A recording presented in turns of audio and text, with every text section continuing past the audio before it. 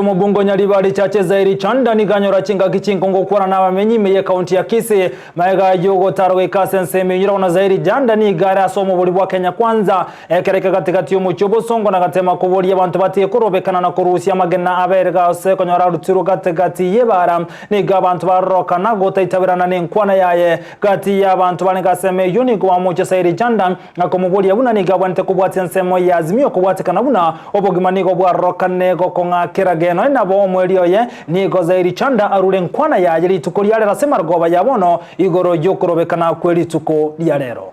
Rudi chini wakati watu wanaenda mashambani. Simuoni. Sasa unataka tufanye namna gani? Rudi chini. Unajua mnipe hii nafasi niwasikilize.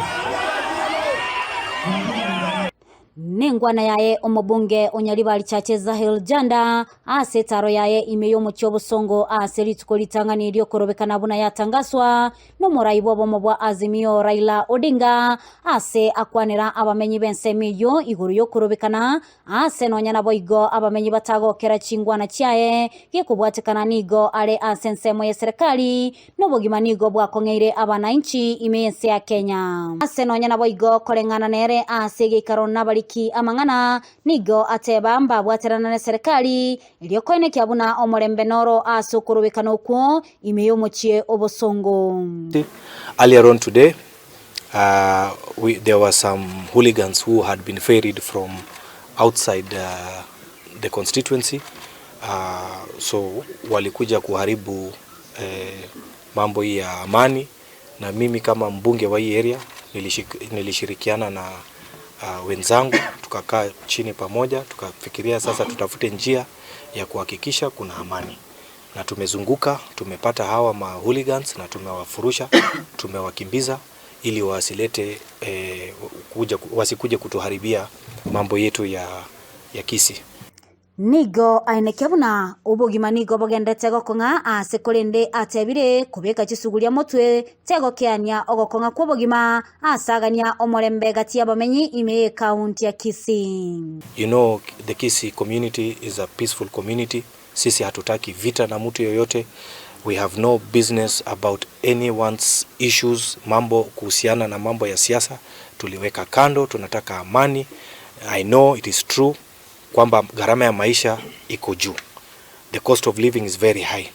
But as a member of parliament coming from the ruling coalition, I want to say that kuvaa sufuria kwa kichwa haiwezi kurudisha gharama ya maisha chini. Kwa hivyo mimi nimekuwa nikizunguka nikiambia wananchi kwamba serikali imeweka mipango kabambe ya kuhakikisha tutarudisha gharama ya maisha chini, na tumekuwa tukihutubia watu wetu na kuongelesha, kuambia wapatie serikali nafasi. Ase chinga kiecho nigo amochia obomo bwa Azimio la Umoja asokolenta okurubikana imense ya Kenya asateba ukunokole malia obonchorelia ase ainekebuna serikali negendrete koenekia omorembe noro ase okubeka amanyanyimbo ase chinsemo au imense ya Kenya. The opposition leadership should be arrested. They are economic saboteurs. They are no different from criminals, from terrorists. They are people that should be behind the bars. They belong to the committee. I am talking about the Azimio leadership, because what they are doing is not right. Haiwezekani for 3 consecutive days you instill fear to the Kenyan people.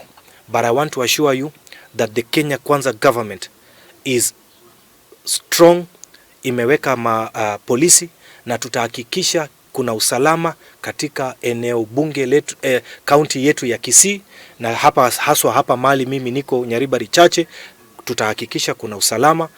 Kulipota lia egetaseni kia Ndizi TV litaliane Mildred Momanyi.